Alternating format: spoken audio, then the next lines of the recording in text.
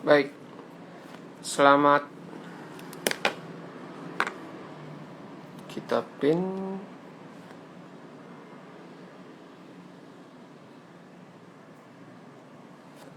Oke. Halo, selamat sore kawan-kawan sekalian.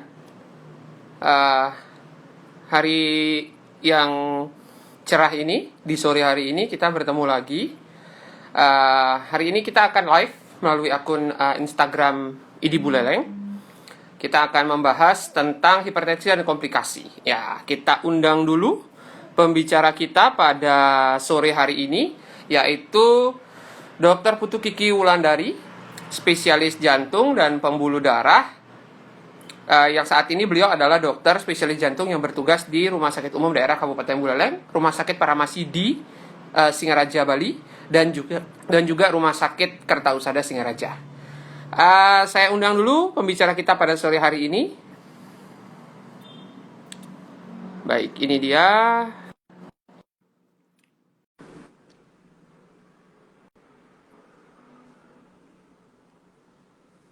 Baik, sedang menunggu koneksi untuk mengundang pembicara kita pada sore hari ini. Halo, selamat sore, Halo, Dr. Kiki. sore Dokter Asman. Ya, bagaimana kabarnya dok di sore hari ini dokter? Harus sehat. Harus sehat ya dok ya. Iya, banyak ketemu pasien-pasien yang akhir-akhir ini tambah complicated ya dok ya. Iya, Ya, lagi musim pandemi jadi lagi musim wajar sih. pandemi. Baik. Oke, untuk memperlancar acara, saya izin buka masker juga ini biar sama pembicaranya, supaya kita sama-sama bisa berkomunikasi dengan baik. Yang penting sendiri di kamar, Dok. Oh iya benar, saya juga sendiri kebetulan di sini tidak ada siapapun, jadi nggak masalah gitu kalau andai kata nggak pakai masker. Oke, Oke. baik. Di sore hari ini kita akan membahas mengenai hipertensi dan komplikasi sesuai dengan topik yang sudah diberikan oleh Dr. Kiki pada kami beberapa hari yang lalu, beberapa minggu yang lalu ya dok ya, tepatnya dok ya, bukan beberapa hari. Sudah, iya. Sebulan ya. Iya, kebetulan nggak Uh, lama kita bisa menunda karena banyak kegiatan lain. Baik, mungkin supaya tidak terlalu berlama-lama untuk kegiatan ini, saya bacakan apa aja yang akan kita lakukan pada sore hari ini. Yang pasti yang pertama kita di sini akan diskusi dan kita akan mendengar penjelasan lebih banyak dari ahlinya, yaitu Dr. Kiki di sini spesialis jantung dan pembuluh darah mengenai hipertensi dan komplikasi. Baik, di sore hari ini kita tidak terlalu banyak acara. Nanti yang pertama langsung dijelaskan oleh Dr. Kiki. Saya berikan kesempatan waktu untuk memberikan penjelasan di awal mungkin dok tentang hipertensi. Ini dok, kita bicaranya tentang hipertensi dan komplikasi. Setelah itu nanti mungkin ada beberapa pertanyaan yang akan saya ajukan mewakili teman-teman yang di rumah mungkin, atau teman-teman yang sudah memberikan pertanyaan-pertanyaan sebelumnya, supaya diskusi kita nanti menjadi lebih banyak informasi yang bisa kita berikan kepada masyarakat.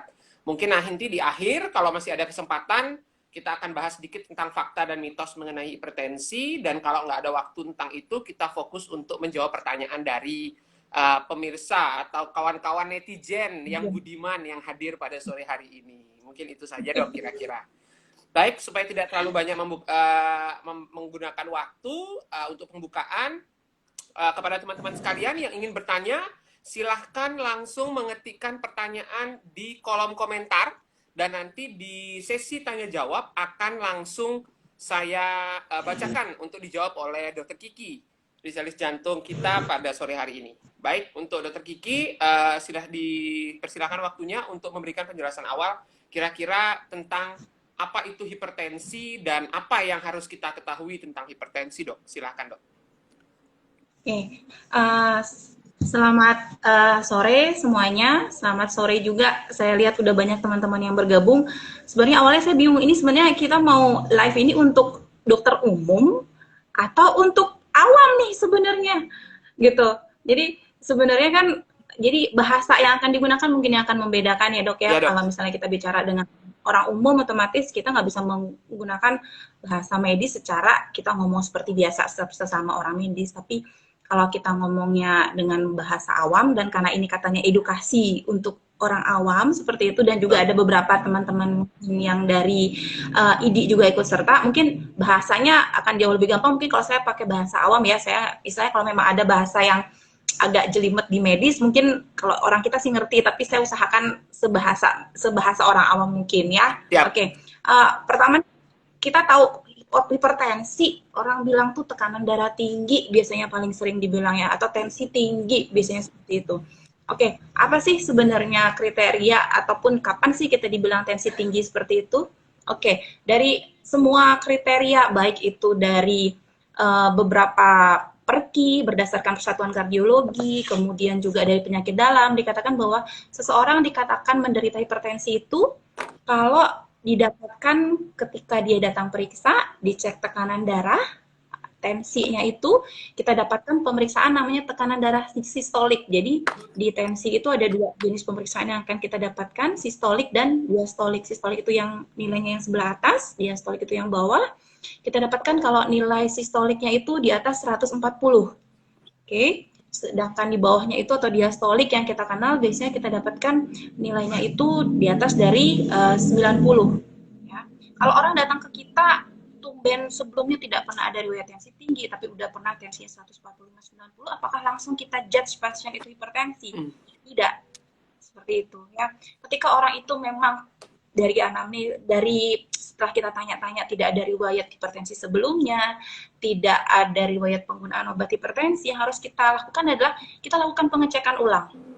Ya, jadi kita periksa, suruh pasien istirahat dulu, duduk dulu, mungkin pada saat dia baru datang habis lari-lari ini dari parkiran gitu langsung ke tempat praktek, belum sempat istirahat, udah langsung kita langsung tensinya agak tinggi, karena ketika kita habis lari-lari kan denyut jantung cepat. Nah, itu bisa bikin tensi kita jadi agak sedikit lebih naik. Oke.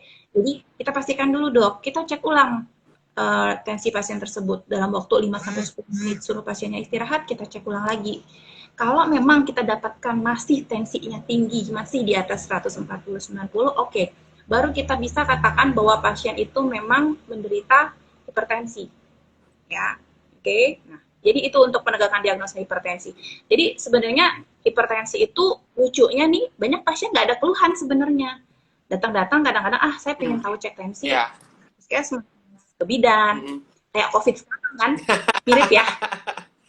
Biar nggak dicek swab, sama orang OTG tuh katanya nggak tahu. Ini itu atau enggak kan gitu. Sekarang modelnya mirip-mirip hipertensi juga sebenarnya. Banyak pas hipertensi itu nggak ada keluhan, Dok. Nyantai aja, umur 35 tahun datang ke praktek, datang ke saya, Dok, saya nggak percaya nih tensi saya di puskesmas dibilang 200. Saya bagus-bagus aja, saya nggak ada keluhan pusing, saya baik-baik aja. Banyak pasien saya seperti itu, nggak 1-2 orang gitu. Jadi kapan kita tahu hipertensi? Cek tensi. Ketika kita dapatkan dari pemeriksaan itu memang tensinya tinggi, mau bilang apapun, kita dapatkan ya orang itu akan kita nilai bahwa dia memang hipertensi, meskipun tidak ada keluhan seperti itu. Jadi kalau saya nggak ada keluhan, saya harus minum obat atau enggak? Diminum obatnya seperti itu, karena memang hipertensi itu dia akan menimbulkan komplikasi yang banyak. Nah ini yang mau kita omongin dari komplikasi hipertensi itu kan. Nah, terus pada beberapa pasien resiko. Jadi ada beberapa faktor resiko yang dikatakan dimiliki oleh pasien-pasien hipertensi. Ya, yang pertama ada faktor resiko yang tidak bisa kita rubah. Salah satunya adalah umur. Maupun kita jadi umur muda harus ada jin lampu yang bikin kita jadi umur muda lagi baru bisa. Ya, makin tua usia kita, terjadi proses kekakuan di dinding pembuluh darah. Itu sebabnya. Makin tua kita, kadang-kadang saya dulu tensinya bagus waktu muda, nggak pernah tensi tinggi, tapi kok makin usia, kok ternyata tensi saya pelan-pelan mulai naik. Itu salah satu faktor resiko karena umur. Kemudian jenis kelamin, dikatakan tidak ada perbedaan antara pria dan wanita untuk kita dapatkan untuk hipertensi. Dikatakan sebenarnya sama resikonya. Ya. Kemudian ada beberapa faktor resiko yang memang bisa kita rubah untuk resiko terjadinya hipertensi. Yang pertama adalah pola makan, dikatakan seperti itu. Meskipun tidak terlalu banyak berkontribusi, dibilang dari beberapa penelitian katanya, Dok saya banyak makan garam, katanya kalau orang hipertensi garam dikurangin, gitu. Saya sampai nggak makan garam nih Dok, hipertensi saya tetap tinggi, ada yang pasien saya bilang seperti itu. Jadi sebenarnya yang harus kita kontrol itu adalah tetap boleh makan garam, tapi tidak boleh terlalu banyak. Dikatakan dari beberapa studi atau penelitian berapa banyak sih sebenarnya kita boleh total garam dalam satu hari itu dikatakan kalau gampangnya itu kita hanya boleh makan setengah sendok teh garam itu untuk total semuanya dok dari masakan dan semuanya yang masuk ke tubuh kita. Nah jadi Setengah sendok teh ya dikatakan dok ya? Per hari itu dok? iya sekitar 5 gram per hari dikatakan seperti itu. Cuman masalahnya kan kalau ibu-ibu yang masak satu untuk sekeluarga nggak mungkin masak buat ini nggak mungkin nakarin dikit kan nah susahnya seperti itu jadi ya mungkin pakai taste aja jadi kalau ketika makanannya asin banget gitu oke mungkin lebih dikit ngambil makannya meskipun enak gulai tuh enak kan tapi asin dikurangin gitu ya oke nah terus yang kedua stres. Stres. Oke, stres itu bisa jadi salah satu faktor resiko untuk meningkatkan ini. Kenapa? Katakan beberapa stres pasien yang memiliki tingkat stresor yang tinggi dikatakan dia akan memiliki reaksi inflamasi yang jauh lebih berlebih pada tubuh dibandingkan dengan orang yang tidak memiliki tingkat stres yang jauh lebih rendah. Oke, yang ketiga olahraga. Jadi sebenarnya olahraga itu adalah pas dari beberapa penelitian dikatakan pasien yang sifatnya gaya hidupnya itu sedentary itu jarang olahraga, jarang melakukan aktivitas fisik. Nah, resiko dia untuk memiliki hipertensi jauh lebih besar gitu, dibandingkan dengan orang yang memang rutin ataupun rajin melakukan olahraga. Ya, jadi seperti itu. Yang keempat nih, ada faktor yang bisa kita kurang penting yang harus kita lakukan. Rokok. Ya, jadi rokok bisa mempengaruhi terjadinya hipertensi. Jadi yang di sini masih merokok, mungkin teman-teman sejawat juga banyak juga ya yang masih ngerokok. Kalau boleh disaranin, rokoknya mungkin dikurangin dulu kalau nggak bisa di stop. Jadi hentikan rokok, kurangi rokok. Ya, jadi itu beberapa faktor yang bisa kita lakukan untuk mencegah terjadinya hipertensi. Ya, oke Dokter Asman? Oke dok, siap. Masih muter-muter kayak. Ini sinyalnya mungkin kembali, tapi udah bagus kok dok. Oke, baik Dokter Kiki, terima kasih. Ini penjelasan yang bagus di awal untuk kita bahwa kawan-kawan sekalian yang mengikuti IG Live pada sore hari ini, itu penjelasan sederhana dari hipertensi ya. Bahwa kalau yang boleh saya sampaikan itu dari Dokter Kiki, hipertensi sendiri itu tidak mudah untuk didiagnosa dan bukan berarti ketika kita menderita hipertensi ada suatu hal yang aneh atau suatu hal yang tidak umum kalau kita tidak bergejala. Justru banyak sekali hipertensi yang terjadi adalah tidak bergejala ya dok ya. Kalau mau dibandingkan, mungkin kalau kita banding-bandingin, tadi kata dokter kita bandingin sama pandemi sekarang kita saat ini, bedanya cuma satu mungkin dok. Kalau yang hipertensi itu sayangnya tidak ada konspirasinya gitu. Kalau yang sekarang banyak konspirasinya gitu. Jadi kurang kerjaan banget kalau kita mau hipertensikan orang yang tidak hipertensi jika memang tidak ada pemeriksaannya, kan begitu. Dan satu poin yang bisa saya dapat tadi dari penjelasan Dokter Kiki adalah penting bagi kita untuk melakukan pengukuran tekanan darah ya dok ya, sehingga mungkin jargon dari kementerian kemarin itu adalah know your number atau ketahuilah angkamu, itu yang digunakan untuk diabetes, digunakan untuk hipertensi. Itu bagus untuk mengetahui kondisi kita saat ini, sehingga kita bisa tahu, oh kita ini memang hipertensi atau tidak. Usia muda tidak berarti tidak bisa hipertensi. Penjelasan Dokter Kiki tadi, 35 tahun tanpa gejala tapi tensi tinggi itu banyak. Gitu. Tergantung faktor resiko apa yang dimiliki orang-orang tersebut. Tadi yang saya catat dari Dokter Kiki, jumlah garam, stres, olahraga, dan juga rokok. Hal-hal tersebut adalah hal-hal yang bisa menyebabkan seseorang untuk lebih cenderung terkena hipertensi seperti itu. Oke, mungkin ada sedikit pertanyaan nih dok bagi teman-teman yang belum pernah tahu atau ingin tahu lebih jauh. Kira-kira kalau orang hipertensi itu gejalanya apa aja sih dok yang dirasain? Oke, kalau untuk hipertensi, range-nya luas nih sebenarnya. Dari yang tidak bergejala, kalau pandemi OTG nih, sampai yang bisa menimbulkan dari hal yang gampang, sakit kepala. Biasanya pasien hipertensi itu paling sering nyeri di bagian kepala belakang. Banyak pasien yang bilang, dok, kepala saya kok seperti agak berat rasanya. Nah, itu salah satu gejala. Kok suka pusing ya dok, kayak keliang-keliangan seperti itu. Oke, itu juga sudah salah satu gejala yang misalnya gejala yang paling ringan, yang paling sering kita temuin. ya. Terus gejala lainnya kalau hipertensi apa sih? Ketika dia sudah memiliki komplikasi penyakit lainnya. Ya, ketahuannya di situ. Ketika pasien itu sudah sesak nafas, jalan aktivitas sedikit sudah mengalami keluhan, sedangkan selama ini dia nggak pernah ngecek tensi, tidak pernah melakukan pemeriksaan kesehatan secara rutin ataupun berkala. Ya. Dan yang kedua, yang paling kita temuin adalah pasiennya tuh datang ke UGD, datang udah dalam kondisi stroke. Ya. Kalau udah kondisi stroke, baru ketahuan kutet, kita udah 220. Jadi sebelumnya berapa nih? Gitu. Ya. Oke. Kemudian yang terakhir, kadang-kadang ada pasien yang juga kadang-kadang datang penglihatan kabur. Oh, saya kabur, Mas. Oke, datang ke dokter mata, ternyata didapatkan bahwa ini Bapak tensinya tinggi nih pas di dokter mata. Jadi ada salah satu komplikasi yang paling gampang yang kita dapatkan pada mata, adanya retinopati hipertensi namanya. Jadi ada gangguan di retina yang diakibatkan oleh tekanan darah yang tinggi.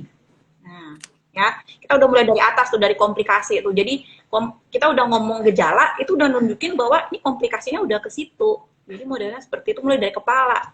Biasanya pasien datang udah nggak sadarkan diri, oke, pasien itu bisa stroke. Stroke itu pun bisa dari perdarahan sampai ada penyumbatan di pembuluh darah di otak. Dia tuh ke mata. Karena hipertensi itu mainnya di pembuluh darah, otomatis dia akan mempengaruhi hampir semua organ di tubuh. Jangan lupakan itu. Hipertensi itu pembuluh darah dan hampir semua organ-organ di tubuh kita akan dialirin darah. Ada pasti pembuluh darahnya. Seperti itu. Ya. Yang ketiga, jantung nih yang paling gampang ngomongin di jantung, datang dia udah keluhannya sesak nafas dan ngos-ngosan, atau kalau enggak berdebar, dok saya suka berdebar, irama jantung saya nggak teratur, dok, duduk seperti itu bisa salah satu pertanda bahwa pasien itu memang juga udah punya sebelumnya udah riwayat hipertensi, tapi hipertensinya mungkin tidak terkontrol dengan baik. Ya, dia menyebabkan gangguan irama pada pasien itu. Kemudian yang gampang, yang lucu itu adalah pasien hipertensi, general check up, dok jantung saya dibilang gede loh, nggak ada keluhan, tapi jantung saya dibilangnya gede, bengkak dok, kenapa? Ya, hipertensi, itu pasien yang nggak ada gejala, taunya dari pemeriksaan, pasien itu melakukan medical check up, taunya seperti itu dok. Oke, datang juga, setelah itu datang ke dok, saya kencing saya dikit, tensi saya selama ini 200, saya tidak pernah kontrol, makin lama kencing saya makin sedikit. Biasanya sudah mencapai ke ginjal. Jadi pasien itu sudah mengalami gangguan ginjal. Seperti itu. Ya. Jadi sebenarnya kalau mau cari gejala, sebenarnya gejalanya tidak khas, sangat banyak dan sangat beragam. Untuk penegakannya, cek tensi. Seperti itu, tapi keluhan klinisnya itu yang sangat beragam untuk pasien hipertensi.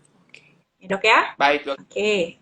Baik dok, jadi memang kalau saya lihat dari penjelasan dokter tadi, gejalanya itu sangat beragam ya dok ya. Jadi mulai yang ringan seperti hanya sekedar sakit kepala, pusing-pusing sedikit, mungkin rasa tidak nyaman berputar, atau bahkan banyak yang kita temukan karena kerjanya di klinis ya mungkin dok ya, di rumah sakit. Jadi ketemunya atau di praktek itu ketemunya adalah mereka yang sudah dengan komplikasi. Apakah nanti mereka bertemu dengan keluhan jantung seperti sesak yang ternyata jantungnya besar.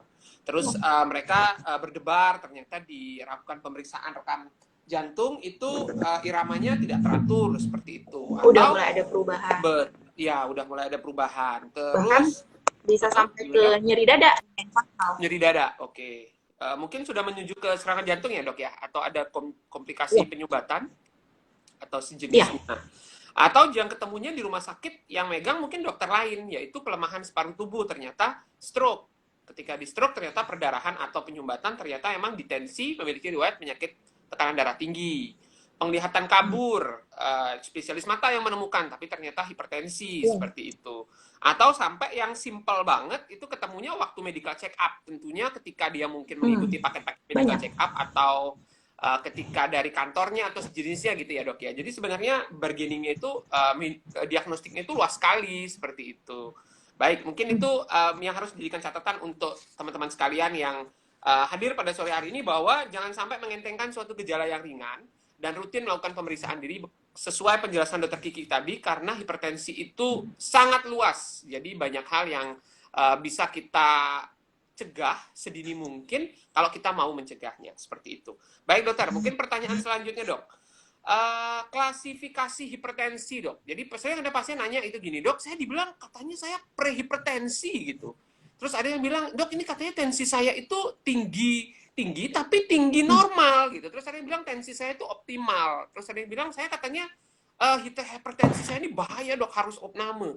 Itu kira-kira gimana dok memberikan penjelasannya kepada kawan-kawan yang hadir mungkin dokter? Oke, kalau mungkin untuk klasifikasi hipertensi itu banyak banget ya dok ya. Tergantung nih kita mau pakai yang mana dulu.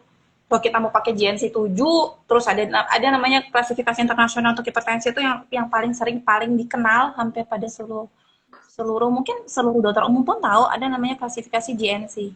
GNC pun antara GNC 7 sama GNC 8 itu udah beda lagi. Udah nggak ada yang namanya istilahnya dia prehypertension, itu udah nggak ada lagi gitu. Ya, yang ada hipertensi stadium 1, hipertensi stadium 2, kemudian udah seperti itu. Jadi, yang harus kita kenal adalah pertama, kita bisa diagnosa hipertensi. Apakah hipertensinya dia stadium 1? Stadium 1 itu kategorikan kalau tensinya dia masih kurang dari 160/90. Nah, itu yang harus kita tahu. Hipertensi stadium 1, kita mulai obat biasanya, mulailah dosis dari yang paling rendah. Ketika kita sudah berikan satu single dose ataupun satu jenis obat, tapi tensi belum turun, barulah kita mulai naik pelan-pelan. Seperti itu. Ya. Hipertensi stadium 2, ketika dia tensi sudah lebih tinggi dari 160/90. Ya, itu juga klasifikasi yang penting. Kemudian yang ketiga, jangan lupa ada istilah hipertensi urgensi dan hipertensi emergensi. Itu yang sangat vital, sangat penting diketahui untuk teman-teman sejawat, mungkin di puskesmas ataupun di klinik. Kenapa saya bilang vital? Karena begini dok, ketika kita menemukan pasien itu dengan hipertensi emergensi, jadi hipertensi emergensi itu kita dapatkan tekanan darah pasien, seperti itu, tensi darah sistoliknya dia lebih dari 180, kemudian diastoliknya dia lebih dari 100, disertai dengan gangguan fungsi organ, atau N organ target, biasanya seperti itu. Ya. Yang gampang tuh yang kita dapetin adalah, seperti yang saya bilang tadi, pertama pasiennya datang dengan keluhan udah sesak nafas nih. Tensi dapat di praktek 200/100. Oke, ketika kita dapatkan pasien dengan hipertensi emergensi dengan sesak nafas, nyeri dada, seperti itu. Kemudian kalau mungkin stroke agak sedikit berbeda ya dok ya. Kalau untuk pasien emergensi di stroke, jadi mungkin agak sedikit berbeda di stroke. Tapi ketika kita dapatkan dengan chest pain, dengan nyeri dada, sesak nafas, seperti itu. Kalau kita memang curiga dia dengan hipertensi emergensi, mata juga udah mulai kabur, kita harus turunkan tensi secepat mungkin. Ya, MAP minimal harus turun 20% dalam waktu 1 jam. Dan itu tidak mungkin kita bisa dapatkan dengan pengobatan obat minum saja. Ya, jadi kita harus memberikan biasanya antihipertensi yang masuk itu biasanya dalam lewat masuk injeksi. Dan itu banyak jenisnya, Dok. Ya, itu banyak jenisnya. Kalau kita dokter mungkin tahu dari isosorbidinitrat, nitrogliserin, nicardipin, nimodipin, kemudian bisa juga kita gunakan banyak sekali obat diltiazem injeksi, seperti itu masih bisa kita gunakan, ataupun verapamil. Jadi beragam obatnya banyak nih, ya. Ketika kita tahu pasien ini ketika kita tahu pasien itu hipertensi, tensinya dia tinggi 180/100 atau 200/100, tapi pasien itu nggak ada keluhan, dok. Nah, dia jatuh hipertensi urgensi. Oke, siap. Nah, jangan paksakan pasien itu untuk rawat inap. Nggak apa-apa. Oke, kita berikan obat, kita turunkan tensi pasien. Dalam 24 jam pertama adalah targetnya turun. Udah, target turun mau di 180, turunnya ke 170, itu udah lumayan namanya. Ya, yang penting itu adalah kita awasi apakah ada end organ damage ketika pasien itu tensinya tinggi sekali. Ya, jadi awasi kesadaran menurun, sesak nafas, nyeri dada, seperti itu. Atau pasien itu juga kadang-kadang dokter suka lupa nanya, Pak, kencing ada berkurang nggak sih? Jangan lupa, pasien-pasien yang datang ke kita ketika dia sudah tensinya terlalu tinggi sampai 200, kita suka lupa nanya nih kencing. Jangan-jangan pasien ini udah sampai ke ginjalnya nih yang bermasalah. Seperti itu, dok. Ya, oke.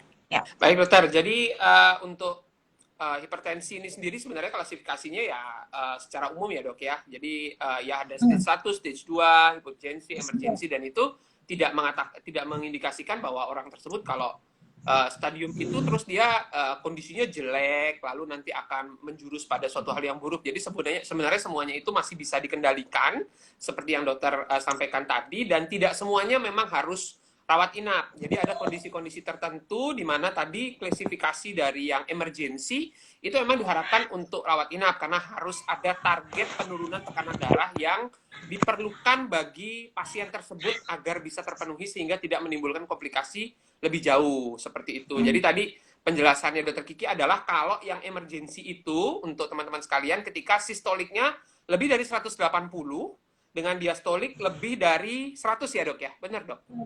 Ya. Lebih atau sama Lebih dengan dari 100. sama dengan 100. Oke, disertai dengan gangguan fungsi organ. Nah, gangguan fungsi organ itu apa nih? Nah, yang tadi dijelaskan Dokter Kiki adalah ketika ada nyeri dada, dada terasa berdebar, terus ada sesak nafas, atau kencing yang berkurang. Hal-hal seperti itu harus diwaspadai. Seperti itu ya dok ya.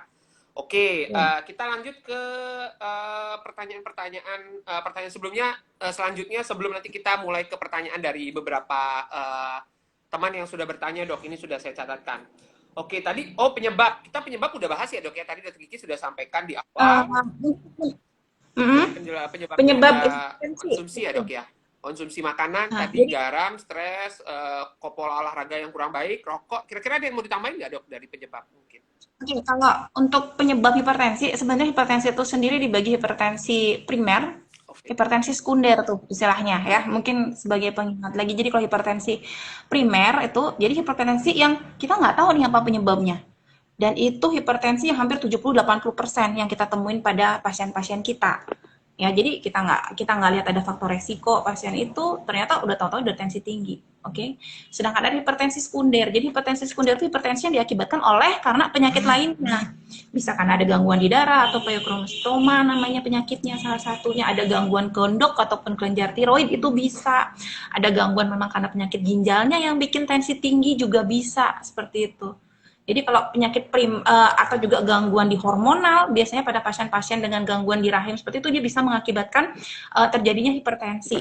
Ya. Jadi itu salah satu penyebabnya. Jadi hipertensi kalau mau cari penyebabnya ada, tapi hampir sebagian besar 70-80% pasien itu tidak ada penyebab sama sekali atau kita kenal dengan hipertensi primer. Sebagian besar seperti itu. Oke, jadi memang penyebabnya banyak ya dok ya, dan memang HT primer tadi seperti dok sampaikan itu justru penyebabnya tidak diketahui atau tidak jelas penyebabnya, sehingga dan itu yang paling dominan seperti itu, dan tiba-tiba ketahuan hipertensi aja, seperti itu, dan memang penyebabnya tidak lagi diketahui seperti itu. Jadi untuk kawan-kawan sekalian yang ikut pada sore hari ini, penting adalah di pengobatannya dan penting untuk mendiagnostiknya. Kalau kita mencari penyebabnya, memang rata-rata dia itu sulit untuk diketahui atau tidak bisa diketahui karena seringkali tidak ada penyebabnya. Seperti itu.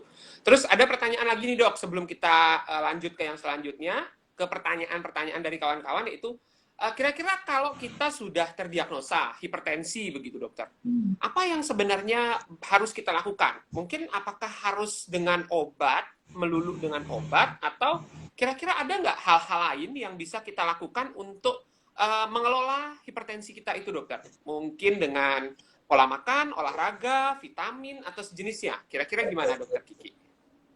Oke, kalau untuk hipertensi dok, penata laksanaan hipertensi, mungkin teman-teman sejauh sudah ingat ya, memang ketika kita mendiagnosa pasien itu dengan hipertensi, kita harus memberikan obat anti hipertensi.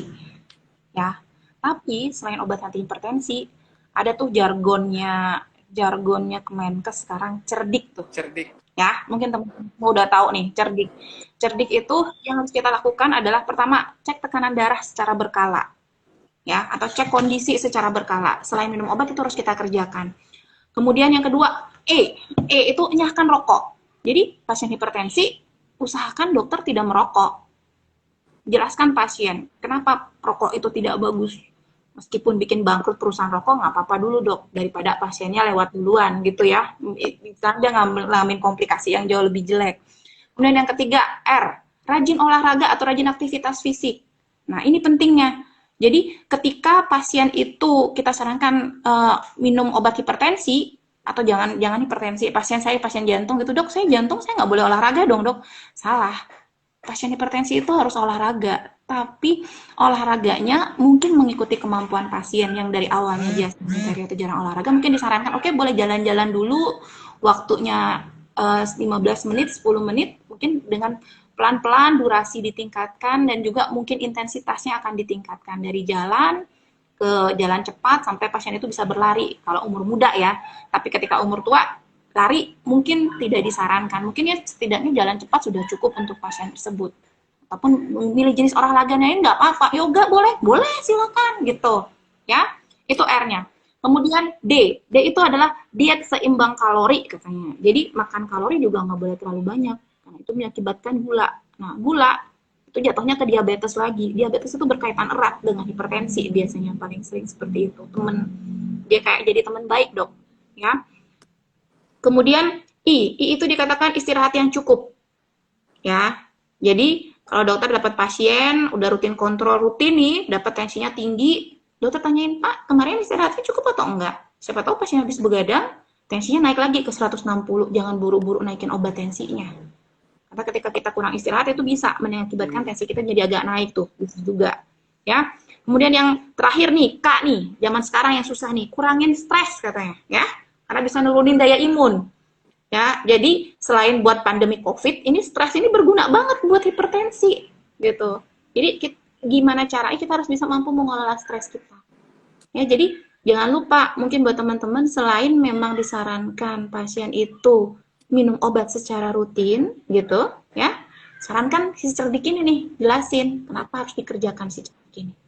Ya, Dok ya? Baik. Oke, terus lagi mungkin yang sering jadi pertanyaan nih, Dok, Ya, dok. saya hipertensi saya udah bagus nih, Dok. Minum obatnya sampai kapan? Nah, itu dia dok. Kira-kira gimana itu dok? Iya kan? Banyak pasien nanya sama saya, tensi saya udah 120 nih dok. Kan saya udah sehat dong.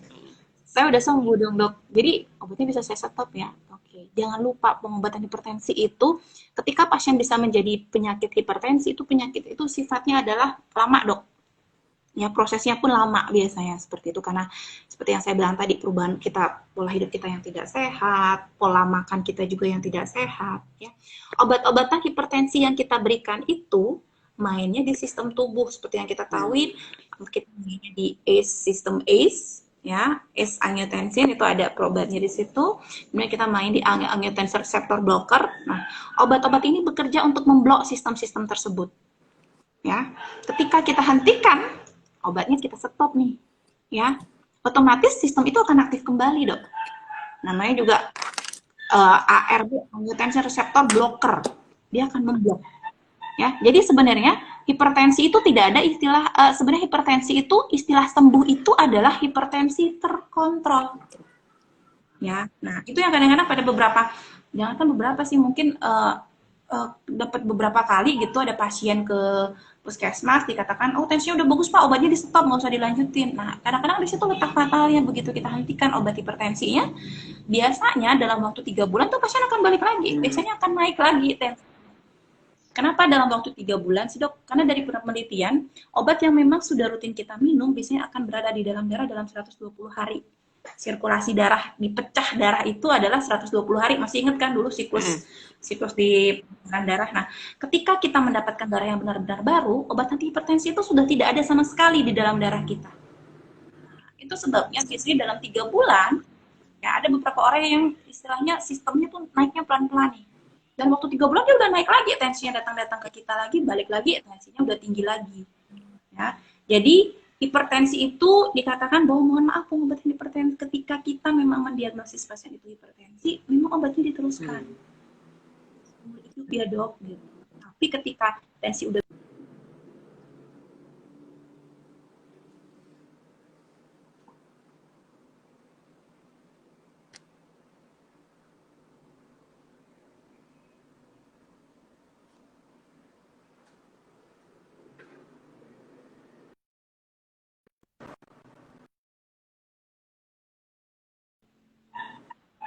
Ya, ada sedikit gangguan sinyal dok. Jadi gimana dokter tadi? Oke. Udah, jadi hipertensi itu memang harus terus diminum dok. Ya. Intinya seperti itu. Jadi kenapa kita sarankan pasien itu meneruskan obat hipertensi? Kita mencegah terjadinya komplikasi. Ya paling gampang biasanya untuk kayak medical check up tadi ada penebalan dari otot jantung. Itu biasanya yang paling gampang yang kita dapatkan. Kita kita bisa tegakkan dia ada penebalan otot jantung, sebenarnya sekali kita curigai dari ronsen jantung saya gede nih dok, saya punya riwayat hipertensi. Untuk menegakkan itu kita lakukan pemeriksaan ekokardiografi namanya. Ya. Kemudian yang kedua, komplikasi fatal ketika kita stop obat hipertensi adalah terjadinya gagal jantung. Kenapa sih pasien-pasien itu bisa terjadi gagal jantung? Nah, gagal jantung pada hipertensi itu adalah diakibatkan karena fase istirahat dari jantung itu dia tidak cukup untuk menampung darah. Terjadi kekakuan karena ototnya dia ada makin lama makin tebal, ruang jantung yang mampu menampung darah itu akan makin sedikit.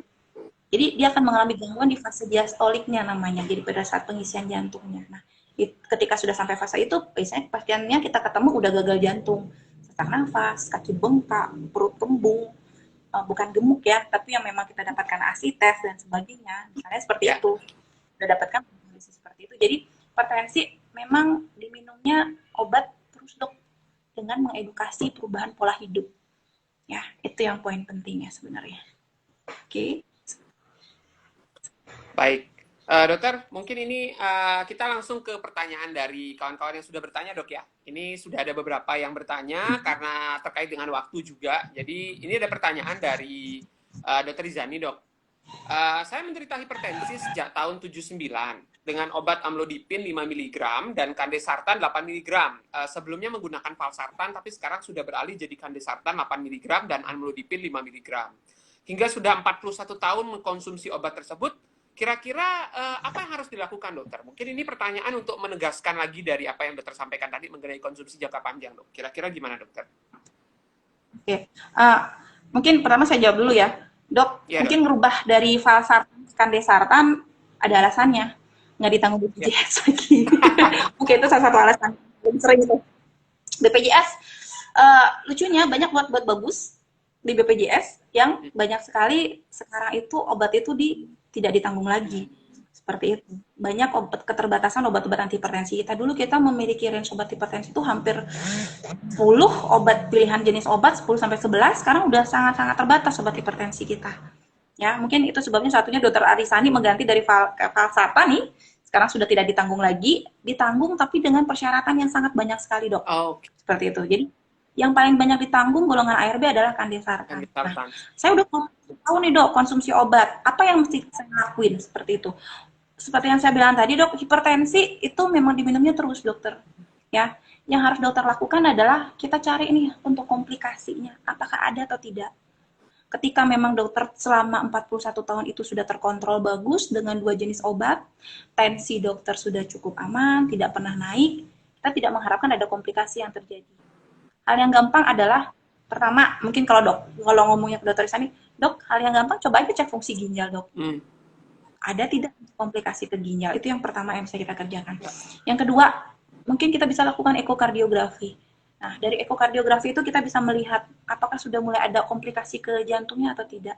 Salah satunya adalah ada penebalan dari otot jantung, seperti itu. Karena kita bisa memprediksi ketika pasien itu sudah mengalami ada penebalan, resiko untuk terjadi gagal jantung akan jauh lebih tinggi dibandingkan dengan pasien yang memang sudah hipertensi, tapi belum terjadi penebalan pada otot jantungnya, atau kita kenal hipertensi heart disease, bahasa awamnya. Mungkin seperti itu ya dok ya. Jadi apa yang mesti dilakukan? Tetap minum obat hipertensi, lakukan cerdik dokter, yang seperti dibilang tadi, rubah pola hidup, rokok, olahraga, kurangi garam, atur pola makan, kurangi stres. Mungkin dokter Isani stres karena jaga COVID terus ya, jadi stresnya mesti dikurangi. Ya, jadi yang mesti dikerjakan mungkin hal yang gampang seperti itu dok. Ketika udah umur 40, mungkin hal yang gampang kita cari nih komplikasi dari hipertensinya ada atau tidak, mungkin seperti itu. Baik, ya mungkin semoga menjawab ya dokter Rizani yang sudah menyaksikan sore hari ini, bahwa intinya kalau sudah 41 tahun minum obat tersebut ya, kalau ingin tahu justru itu menjadi satu contoh yang baik untuk dicoba. Cek guys fungsi ginjalnya, kata dokter Kiki, sama ekonya, kira-kira bagaimana fungsi selanjutnya. Jadi maksudnya adalah untuk medical check up, untuk evaluasi, dan jangan sampai berhenti minum obatnya. Seperti itu. Baik dok, ini pertanyaan kedua dari Ibu Anis Agustin. Sore dok, kalau diastolik yang tinggi, itu penyebabnya kenapa ya dok ya? Keluhannya pusing, kadang ada mual, terus ternyata ketika ditensi, tensinya 120, tapi diastoliknya 90. Kira-kira bagaimana dok? Saya lupa istilahnya, ada namanya hipertensi terisolasi ya. Ya, jadi ada istilah hipertensi. Hipertensi itu adalah hipertensi terisolasi. Yang tinggi itu selalu di diastolik nih. Seperti itu, ya. Jadi dikatakan bahwa obat-obat yang paling efektif sekarang kita tegakkan dulu apakah pasien ini memang benar hipertensi, apakah dalam beberapa kali pemeriksaan tensinya memang tinggi terus. Ya, ketika memang kita dapatkan dalam 2 kali pemeriksaan ada keluhan pusing, mual seperti itu, padahal pasiennya itu istilahnya istirahat sudah cukup, tidak sudah tidak merokok, oke, kita tegakkan pasien itu hipertensi. Jadi ada istilah hipertensi terisolasi, mungkin hipertensi terisolasi itu yang tinggi itu adalah diastoliknya saja, sistoliknya bagus-bagus aja. Ya, dan biasanya emang hipertensi terisolasi itu kadang-kadang sangat banyak kita temukan pada usia tua, Dok. Ya, dikatakan hipertensi terisolasi yang paling baik diberikan adalah golongan beta blocker. Jadi kalau mungkin dokter tahu, bisoprolol dikatakan bisa seperti itu. Meskipun bisoprolol itu obat anti hipertensinya paling sedikit dibandingkan dengan lainnya. Ya, kalau kita belajar sekolah esket dulu ya. Jadi itu ada piramida kayak segi 6 obat anti hipertensi, ya kan? Yeah. Nah, ada yang inhibitor, ada ARB, ada diuretik, ada beta blocker. Nah, beta blocker ini sekarang udah di mana-mana hampir untuk pengobatan murni hipertensi udah nggak disaranin, Dok, sebenarnya. Ya. Cuman kita sarankan pemberiannya 2, pada hipertensi esensial dan juga pada pemberian hipertensi yang diakibatkan atau dipicu oleh karena takikardi. Nah, itu peranan krusial dari si beta blocker tersebut. Ataupun hipertensinya sudah mengalami komplikasi, Dok. Komplikasi gagal jantung, serangan jantung, seperti itu, beta blocker sudah harus masuk. Ya, jenisnya banyak nih yang biasa ada di BPK 1. Yang paling gampang adalah dari beberapa penelitian yang paling bagus adalah sebenarnya adalah bisoprolol, Calvedin ada di BPJS atau dengan V-block seperti itu ada. Nah, jadi mungkin itu yang bisa kita berikan. Jadi kalau memang tensi diastoliknya tinggi terus, mungkin sudah saatnya untuk mengkonsumsi obat untuk menurunkan tekanan diastoliknya. Mungkin seperti itu ya. Dan tetap cerdik dikerjain juga itu, jangan obat saja ya. Ya, siap dokter. Oke, jadi memang ketika hipertensi yang tinggi itu adalah diastoliknya aja, ada istilah hati terisolasi, dan itu biasanya banyak terjadi pada orang-orang usia tua. Sehingga memang mungkin lebih cepatnya kalau ada kondisi seperti itu memeriksakan diri ya, Dok ya. Sehingga nanti dokternya bisa melakukan pengobatan yang tepat untuk Anda atau keluarga Anda atau siapapun, sehingga nanti bisa dicek juga apakah benar kita masuk kategori itu atau tidak. Sehingga nanti penjelasan dokter Kiki tadi bisa mengakomodir jawab pertanyaan tadi. Baik, ini ada pertanyaan lagi, Dok, dari Ibu Sari Bintang. Selamat sore, dokter. Izin bertanya, ortu saya itu kan hipertensi. Terus kalau mau ngukur tensi setiap hari, ini nggak untuk orang yang hipertensi mungkin, Dok ya, jadi untuk semuanya, untuk kawan-kawan yang hadir, kalau setiap hari kita kalau ngukur tensi kita itu berapa kali, Dok, idealnya setiap hari? Mungkin itu satu, dokter. Lanjut mungkin yang kedua nanti, kalau ada ibu hamil dengan hipertensi, kira-kira dokter, dia udah rutin ngukur tekanan darah, terus dia hipertensi. Obat yang paling bagus digunakan apa, dokter, untuk ibu hamil tersebut? Apakah tetap menggunakan obat yang dia pakai sebelum hamil, ARB, CCB, atau diganti? Mungkin 2 pertanyaan dulu, dokter. Silakan, Dok. Iya, pertanyaannya banyak ya. Banyak, Dok. Banyak. Nyusulnya berdatangan terus pertanyaannya. Oke, mungkin yang pertama, idealnya dalam 1 hari berapa kali sih kita mesti ngukur tensi? Ya. Nah, jadi ada tuh sebenarnya alat kalau pasien kita mau tegakkan apakah dia memang benar-benar hipertensi, ada namanya ambulatory blood pressure, ABPM, ambulatory blood pressure monitoring. Jadi pasien itu bawa alat tensinya sendiri. Memang dikatakan sih paling bagus untuk ngecek tensi itu pagi hari. Pagi hari. Nah, jadi pagi hari ketika kita belum terlalu aktif aktivitas seperti itu, kita lakukan pengecekan tensi. Jadi kita lakukan, dok, saya mesti ngecek tensi tiap 10 menit atau setiap 1 jam. Sebenarnya tidak harus. Jadi kadang-kadang ada beberapa pasien jangan lupa ada K-nya, kelola stres. Makin sering ada tensi, dapat tensi tinggi lagi, tensinya naik lagi, tensi naik lagi tiap 1 jam kita periksa, itu bikin tambah stres. Ya. Jadi sebenarnya ya udah sekali aja, dok, kita periksa pagi hari, kita lakukan pengukuran berapa sebenarnya tensi kita. Kita lakukan pencatatan. Ya, apakah memang masih tinggi kah, ataukah memang kita selama ini hanya melakukan untuk monitoring saja. Jadi sebaiknya sebenarnya sih kalau mau tiap jam, tiap 5 menit juga silakan sebenarnya. Tapi jangan lupa pada beberapa pasien yang memang kita sarankan seperti itu, stresnya akan makin tambah tinggi. Jadi menjadi salah satu stresor jadinya. Jadi memang idealnya sih sebenarnya cukup di pagi hari aja dok untuk mengukur tensinya. Jadi sekali kita catat udah berapa. Jadi kan kita tahu. Nah dok saya belum minum obat nih pagi hari. Jadi saya minumnya setelah saya minum obat tensi atau sebelum minum obat tensi ini pagi hari gitu. Biasanya ada yang beberapa seperti itu. Nah ketika memang obat hipertensi itu adalah ada yang kalau kaptopril bisa diberikan tiap 8 jam, ada yang golongan yang lain memang yang untuk 1 kali 24 jam. Jadi poin penting dari minum obat hipertensi itu adalah ketika kita minum obat itu misalnya di pagi hari atau di siang hari, rutinkan di waktu yang sama. Jangan 1 hari diminum pagi, 1 hari diminum siang, besoknya lagi sore. Biasanya itu yang salahin itu yang membuat kenapa tensi kita tidak terkontrol dengan baik.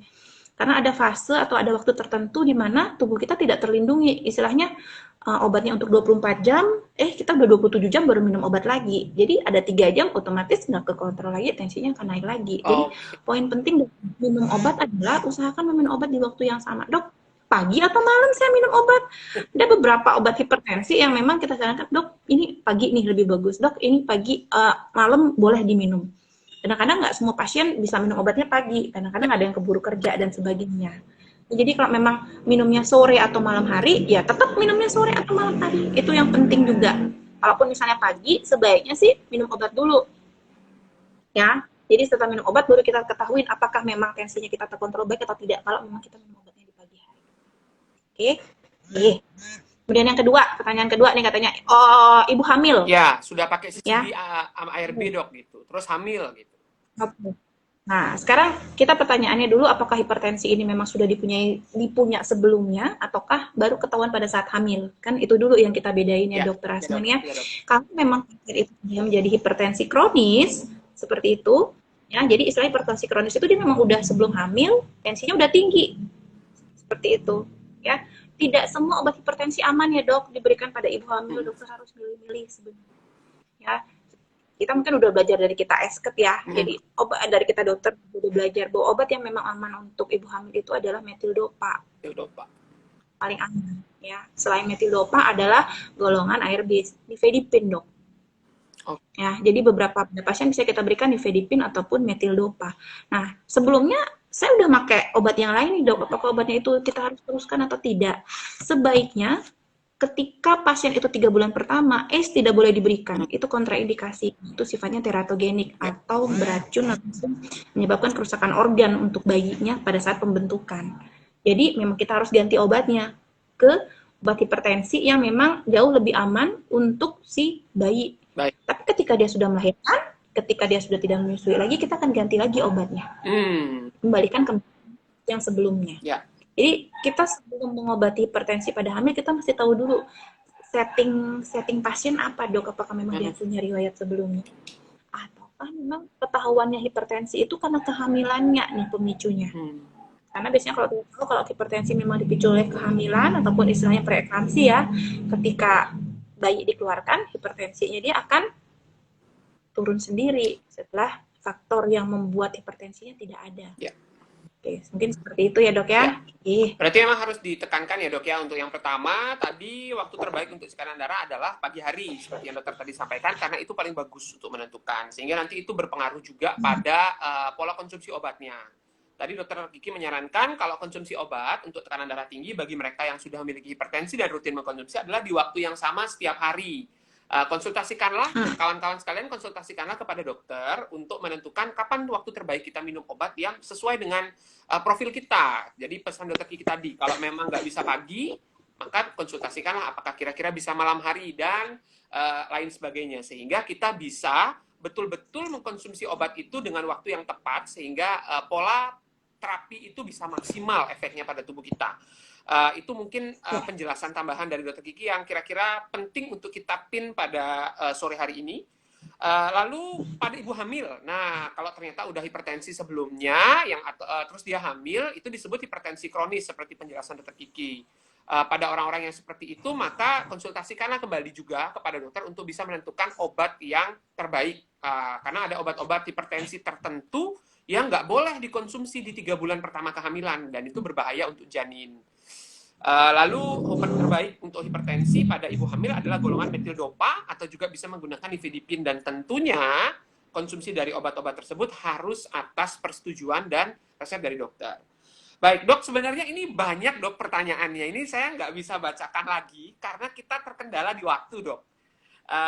Kita udah menunjukkan jam 17.50 pada sore hari ini, dan saya juga udah diwanti-wanti oleh timekeeper kita yang menjaga secara online di nun jauh di sana, bahwa kita nggak bisa terlalu lama karena nanti kendala di jadwal juga, dan kita harus upload. Jadi teman-teman yang tidak bisa hadir pada sore hari ini bisa menyaksikan video ini nanti di YouTube, di akun YouTube Idi Buleleng. Silahkan bisa ditonton, dan informasi ini bisa disebarkan ke manapun. Mungkin sebelum menyelesaikan sore hari ini, kegiatan kita di sore hari ini, IG Live kita tentang hipertensi dan komplikasi, kira-kira Dokter Kiki ada kata penutup nggak dok? Atau kalimat penutup dokter yang akan memberikan gambaran pesan kepada masyarakat, mungkin kepada kawan-kawan sekalian tentang hipertensi dan komplikasi ini. Kira-kira bagaimana dokter? Oke, mungkin kalau untuk yang nontonnya mungkin bukan dokter ataupun masyarakat awam, oke, hipertensi itu penyakit, kalau saya bilang di antara penyakit jantung, enak, paling enak, tidak ada keluhan, datang anteng-anteng. Tapi yang kita takutkan adalah komplikasi.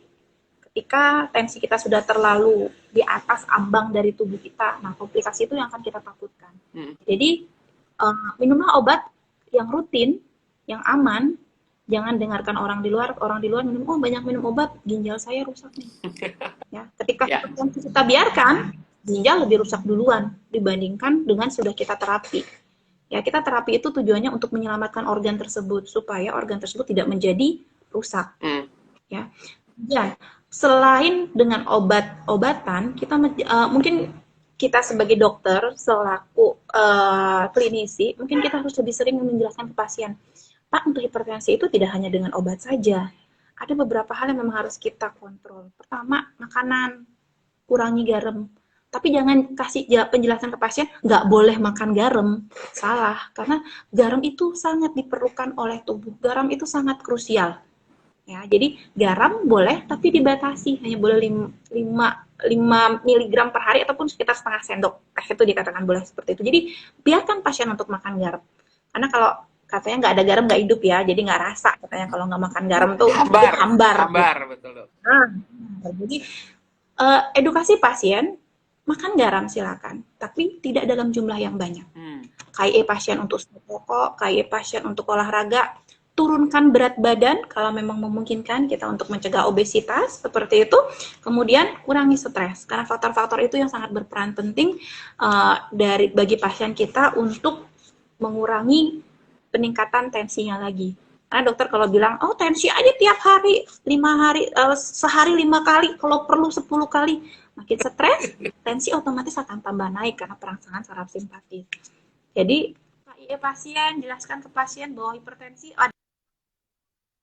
adalah penyakit yang gampang-gampang susah. Gampang adalah ketika kita mampu kontrol tensi dengan baik, hasil optimal, biasanya pasien akan lumayan bagus. Seperti Dokter Risani, udah 41 tahun nggak pernah ada keluhan. Ya, tapi ketika kita tidak mampu kontrol pasien dengan baik, pasiennya bakal jatuhnya ke saya lagi, udah datang sesek, megap-megap, kaki bengkak, datang-datang apalagi kayak sekarang tidak mau minum obat, datang-datang udah kita intubasi semua, atau kita bantu alat nafas langsung. Jadi hipertensi ketika pada musim pandemi, apalagi saat ini, kalau memang tidak berani untuk datang ke rumah sakit, datang minimal ke fasilitas pelayanan kesehatan pertama, minum obat secara rutin. Karena seperti yang kita tahu, era pandemi COVID kayak sekarang, orang-orang seperti pasien-pasien kita dengan hipertensi yang mesti kita jaga dengan baik, supaya mereka tidak mengalami komplikasi yang lebih berat lagi. Ya, jadi tetap minum obat dan lakukan cerdik seperti yang dibilang tadi. Ya, oke dokter? Baik. Baik Dokter Kiki, terima kasih banyak. Ini pesannya. Jadi kepada kawan-kawan sekalian yang ikut pada sore hari ini, yang ditekankan dari hipertensi adalah tetap konsumsi obat bagi mereka yang sudah mengalami hipertensi. Jangan sampai tekanan darahnya itu tidak terkontrol karena tidak mengkonsumsi obat. Itu yang pertama. Kedua, bagi mereka yang belum mengalami hipertensi, pastikan untuk selalu mengikuti pola hidup yang sehat ya dok ya, dengan cerdik tadi. Jadi cerdik itu penting tidak hanya untuk mereka yang sudah mengalami hipertensi, tapi untuk yang tidak mengalami hipertensi juga penting. Karena cek tekanan darah, tidak mengkonsumsi rokok, rajin berolahraga, diet seimbang, istirahat cukup dan kurangi stres itu bagus untuk mencegah dan bagi mereka yang sudah terkena. Sehingga harapannya bagi mereka yang terkena bisa terkontrol dengan konsumsi obat yang baik dan tidak bertambah parah sehingga jatuh ke komplikasi seperti tema kita pada sore hari ini, dan mereka yang belum terkena jangan sampai terkena sehingga bisa meminimalkan efek komplikasinya tentunya. Jadi kalau kita tidak punya sakitnya pasti tidak ada komplikasi. Kalau kita sudah punya sakitnya, kurangi faktor risiko agar tidak terjadi komplikasi. Baik, Dokter Kiki, terima kasih banyak ilmu yang sudah kita dapat pada sore hari ini, sangat amat bermanfaat.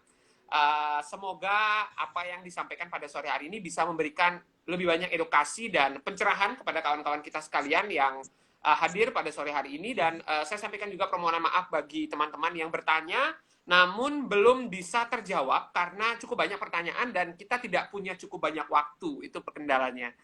Semoga mungkin nanti kalau memang materi ini seru, mungkin kita buat sesi yang kedua, Dok, dengan materi yang lain tapi terkait hipertensi, sehingga nanti masyarakat kita berikan kesempatan untuk full bertanya selama 1 jam tanpa ada penjelasan sama sekali.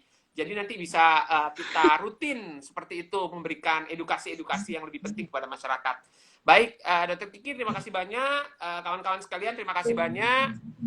Selamat sore semuanya. Tetap sehat, tetap semangat, dan jangan lupa tetap bahagia. Terima kasih. Cepat selesai. Tetap survive, betul. Tetap survive, ya, Dok. Iya, Dok. Makasih, Dok.